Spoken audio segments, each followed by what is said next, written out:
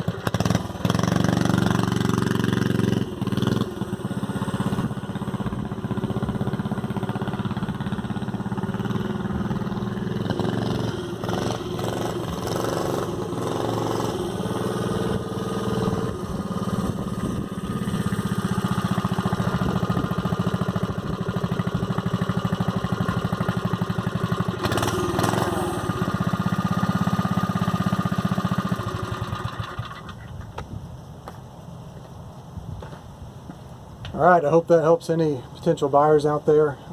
They're both rideable. They both definitely need tires as well, so something to keep in mind, but they can be ridden as is. So I hope this helps.